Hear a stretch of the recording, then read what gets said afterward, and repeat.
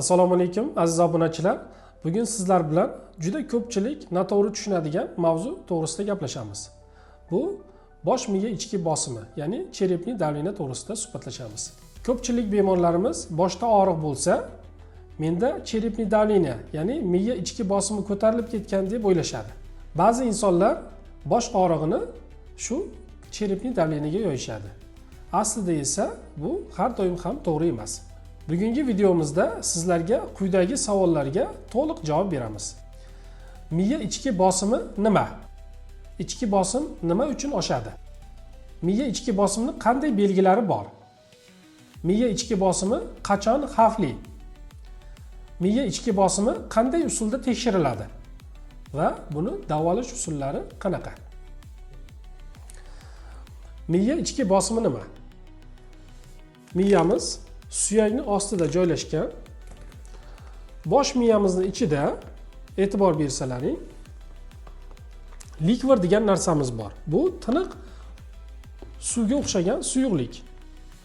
Aynan miyamizning ikkala yarim sharida, o'ng va chap yarim sharida ichkarisida to'liq suyuqlik bilan qoplanadi.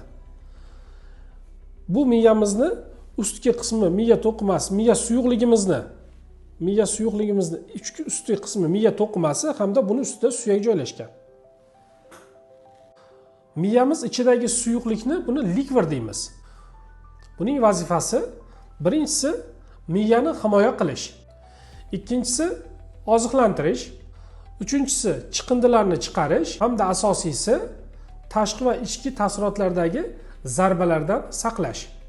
Bosh suyagi ichida asosiy 3 ta narsa joylashgan. Birinchisi bu miya to'qimasi, ikkinchisi qon hamda uchinchisi hozir gaplashganimiz bu miyani likvor suyuqligi.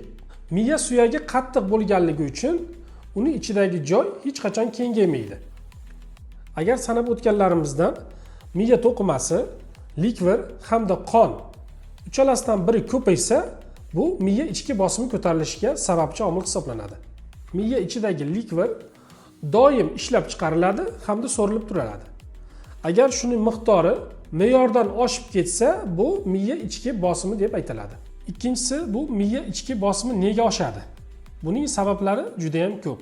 Misol uchun, bosh miya jarohatida, bosh miyaga qon quyilganda, insult yoki o'sma kasalliklarda, meningit yoki ensefalitlarda, gidrosefaliya kasalligida, venoz qon chiqishining buzilishlarida, ba'zi holatlarda miya ichki bosimining ko'tarilishining sababi aniqlanmay qolishi ham mumkin.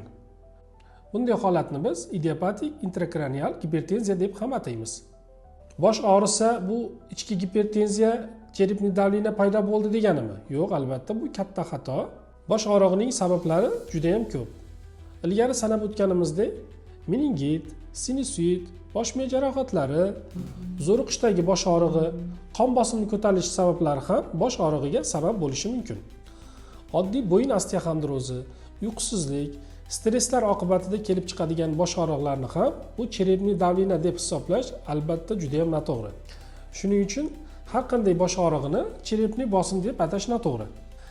Endi sizlar bilan cherepniy bosimni, miya ichki bosimini ko'tarilishini qanday belgilari mavjud? Shular haqida gaplashamiz. Birinchisi bu belgisi bosh og'rig'i. Ko'pincha ertalab kuchli bo'ladi, yotganda og'riq kuchayadi. Yo'talganda, aksirganda kuchayishi mumkin. Ikkinchisi ko'ngil aynishi va qayt qilish. Ko'ngil aynib qayt qilgandan so'ng yengillik his qilishi mumkin. Ko'z oldi qorong'ilashishi asosiy belgi hisoblanadi. Uchinchisi ko'rishning buzilishi. Bu asosiy belgilardan.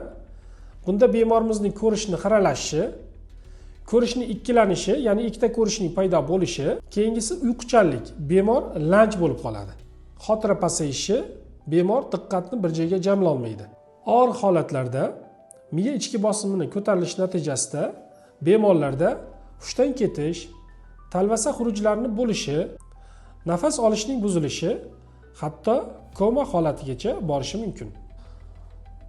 Bolalarda miya ichki bosim qanday bo'ladi? Albatta bu kattalarnikidan farq qiladi, chunki chaqaloqlarda, 1 yoshgacha bo'lgan bolalarda katta liqildog'imiz hali bitmaganligi uchun buni tekshirishni hamda individual obyektiv ko'rib aniqlab olishning imkoniyati mavjud.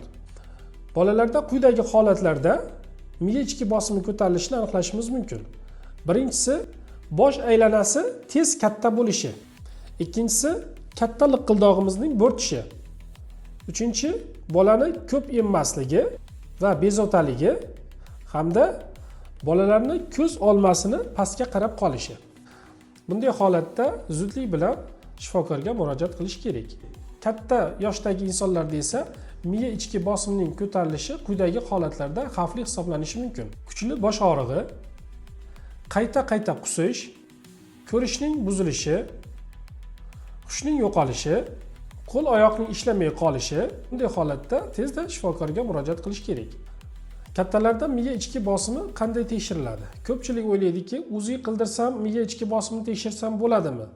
Yo'q, albatta kattalarda miya ustki qismidagi suyaklar qatib qolganligi uchun miya ichki bosimini o'zi tekshiruv orqali tekshirishning imkoniyati yo'q.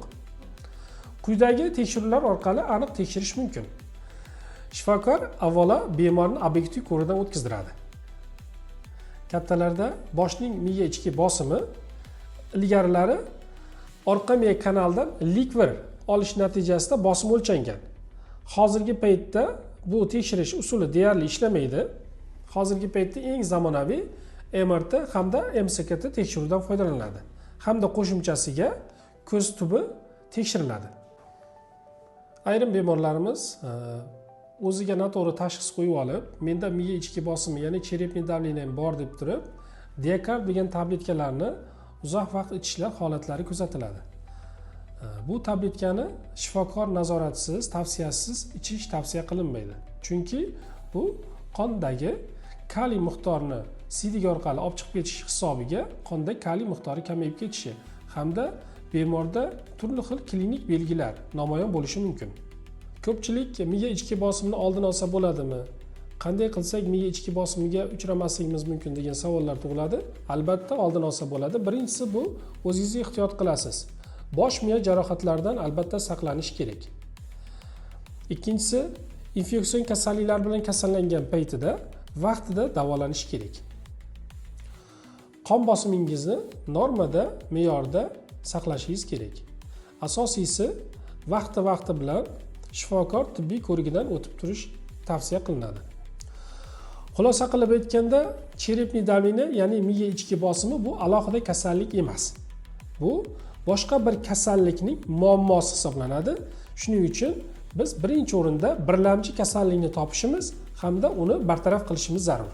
Sizlarga ushbu videomiz ma'qul bo'lgan bo'lsa, kanalimizga obuna bo'ling.